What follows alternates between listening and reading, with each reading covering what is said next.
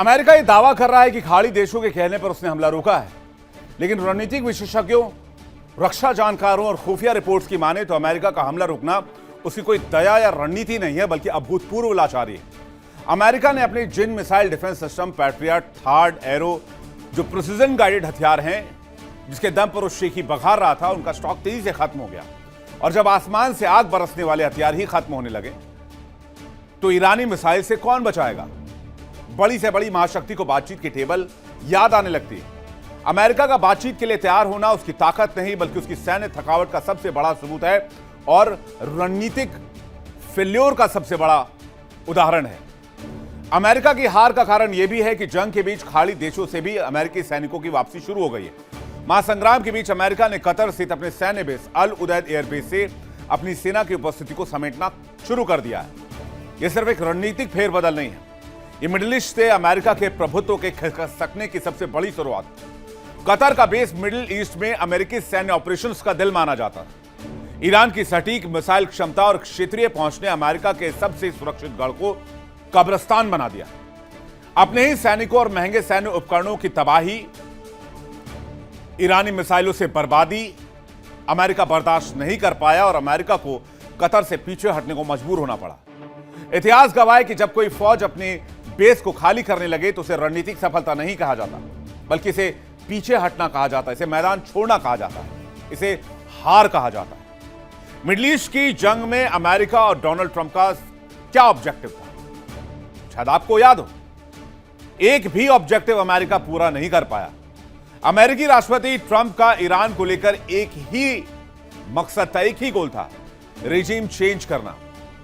Washington का सपना यह था कि कड़े प्रतिबंधों, सैन्य धमकियों, लक्षित हमलों के जरिए ईरान की इस्लामिक रिजीम को उखाड़ फेंकेंगे, तेहरान में अपनी कठपुतली सरकार बनाएंगे और उसके बाद ईरान को अपने हिसाब से ऑपरेट करेंगे, जैसे पहले भी अमेरिका ने किया था 1953। लेकिन कई बार हमला करने और लगातार बमबारी के बावजूद भी ईरान में रिजीम चेंज नहीं हो पाया। भले ही अली खामनी को मार दिया गया हो, लेकिन मुश्तबा ने सत्ता संभाल ली और मुश्तबा को आज तक न सीआईए ढूंढ पाई और न ही मोसाद ढूंढ पाया। ट्रंप का ऑब्जेक्टिव धरा का धरा रह गया और 5 महीने की लड़ाई के बाद भी ईरान के तेवर वैसे के वैसे ही हैं। ट्रंप के ढहते हुए सपनों की रिपोर्ट कार्ड क्या कहती है? क्या निकल कर आया सामने इस जंग से? 5 महीने में डोनाल्ड ट्रंप का मैं आपको रिजल्ट दे देता हूं। ये देखिए, रिजीम चेंज, तेहरान का नेतृत्व तो पहले से ज्यादा मजबूत है। आयतुल्ला अली खामनेई की उम्र अगर 80 साल थी तो आज के सुप्रीम लीडर की उम्र 60 साल के करीब हो सकती है। ईरान को अलग थलग करना, तेल बाजार और होर्मुज पर ईरान की पकड़ मजबूत हो गई, यहां तक कि मिडिल ईस्ट अब ईरान के तेहरान के करीब जाना चाहता है। आ जाइए होर्मुज के, जो ऑब्जेक्टिव था वो तो अचीव नहीं कर पाया और जो नहीं था वो ऑब्जेक्टिव बन गया। अब अमेरिका हर बार एक ही शर्त रखता है, होर्मुज खोल दो, जिस पर ईरान ने एकाधिकार का ऐलान कर दिया। कंप्लीट फेल, सैन्य दबाव बनाना। अमेरिका आज की तारीख में खुद सैन्य दबाव के अंदर है, ईरान पर तो दबाव बना नहीं, यहां भी पूरी तरीके से फेल साबित हुए। परमाणु कार्यक्रम रोकना, सूत्र बताते हैं कि यूरेनियम का संवर्धन 90% तक करीब पहुंचा चुका है ईरान और कभी भी वो न्यूक्लियर बम हासिल कर सकता है, यानी इस मामले में भी कंप्लीट तरीके से फेल नजर आए। ट्रंप का मैक्सिमम प्रेशर का सिद्धांत अब अमेरिका पर लागू हो रहा है, ईरान पर ध्वस्त हो गया। तेहरान में तख्ता पलट का सपना देखने वाले वॉशिंगटन में आज ट्रंप खुद की साख और खुद की कुर्सी बचाने के लिए जद्दोजहद कर रहे हैं। डोनाल्ड ट्रंप और बेंजामिन नेतन्याहू ने जो प्लान रचा था वो ध्वस्त हो गया, गेम प्लान खत्म हो गया और इस वजह से बातचीत की टेबल पर आने को मजबूर हो गए डोनाल्ड ट्रंप।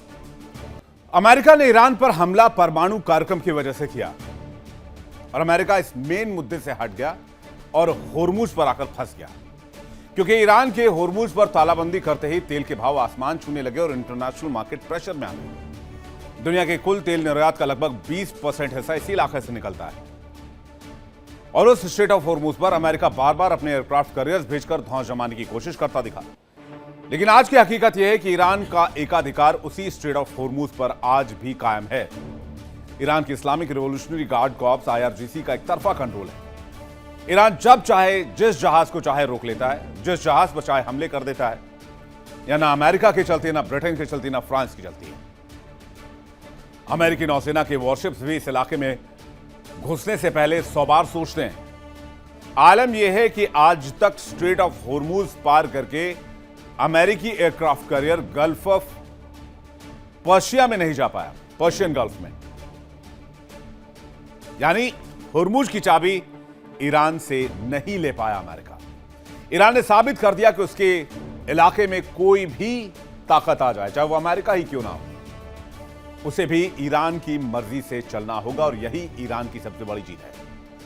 होर्मुज के अलावा अमेरिका को जिस बात का डर है वो है परमाणु कार्यक्रम, जिस कार्यक्रम को लेकर अमेरिका ने इजराइल के साथ ईरान पर हमला किया। वॉशिंगटन चाहता था कि बातचीत के टेबल पर ईरान अपने परमाणु इरादों को पूरी तरीके से सरेंडर कर दे, लेकिन ईरान ने बातचीत के लिए ऐसी शर्तें रखी कि अमेरिका के पास परमाणु मुद्दे पर बात करने का हिम्मत ही नहीं रहा। तेहरान ने साफ कर दिया कि उसका परमाणु कार्यक्रम उसकी संप्रभुता का हिस्सा है और उस पर कोई समझौता या बातचीत नहीं होगी। अमेरिका बिना किसी शर्त के बातचीत के टेबल पर आने को मजबूर हुआ, जिसका मतलब यह है कि उसने ईरान के परमाणु शक्ति बनने के हक को चुपचाप स्वीकार कर लिया। अंतर्राष्ट्रीय विश्लेषकों, रक्षा जानकारों और कुछ सूत्रों के हवाले से जानकारी मिली है कि ईरान यूरेनियम के एनरिचमेंट के लेवल के 90% तक पहुंच चुका है। 90% का मतलब है वेपन ग्रेड यूरेनियम, यानी ईरान अब परमाणु बम बनाने से चंद कदम की दूरी पर है। जरा फुल स्क्रीन ग्राफिक्स आपको दिखाते हैं। ईरान के पास इस वक्त 440 किलो एनरिच्ड यूरेनियम है।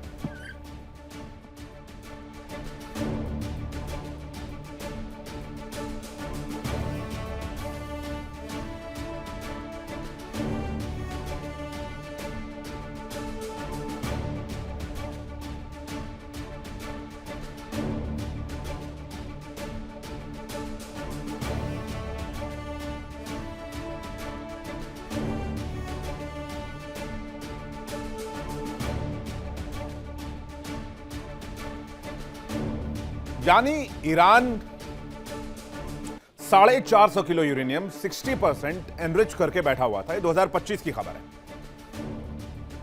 और इस खबर पर मुहर लगाई थी IAEA ने। और अब जो दावा सोर्सेस के हवाले से किया जा रहा है वो ये किया जा रहा है कि 60 से 90% तक ईरान जा चुका है पिछले 1 साल में। लेकिन अगर तकनीकी रूप से देखेंगे तो 60 से 90% एनरिचमेंट तक जाने में यूरेनियम को 4 हफ्तों का वक्त लगता है। और याद कीजिए ईरान का वो बयान कि जंग के बीच अगर हम पर बड़ा हमला हुआ तो हम दुनिया को सरप्राइज देंगे, अमेरिका को सरप्राइज देंगे। तो ईरान ने परमाणु बम बना लिया तो फिर यूएस मुंह दिखाने के लायक नहीं रहेगा। अमेरिका और यूरोपीय देश ईरान पर नया सैंक्शन लगा सकते हैं। दुनिया की सुरक्षा व्यवस्था पर बड़ा असर होगा।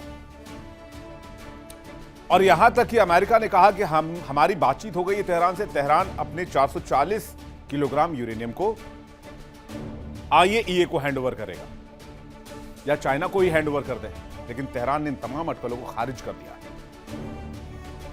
मतलब युद्ध केवल मिसाइल और ड्रोन से नहीं लड़ी गई, बल्कि एक साइकोलॉजिकल वॉर भी लड़ी गई, इच्छा शक्ति वाला युद्ध। अमेरिका दुनिया का सुपर पावर होते हुए भी, दुनिया भर से सपोर्ट लेते हुए भी, मिडिल ईस्ट के दोस्तों के होने के बावजूद, इजराइल के इस इलाके में होने के बावजूद 5 महीने में ही जंग हार गया। जबकि ईरान जैसा मुल्क, कमजोर, सैंक्शन लगा हुआ मुल्क, टेक्नोलॉजी जिसके पास नहीं थी, दुनिया भर की बैंकिंग सिस्टम से जिसे बाहर उठाकर फेंक दिया गया था, वो 5 महीने की लड़ाई के बाद, जिस पर सैकड़ों मिसाइल हमले हुए, सीना तान कर खड़ा है जैसे पहले दिन था। और आज अमेरिका का सरेंडर और ईरान की जीत से इस बात का ऐलान हो गया कि दुनिया अब सिर्फ अमेरिका के इशारे पर नहीं चलेगी।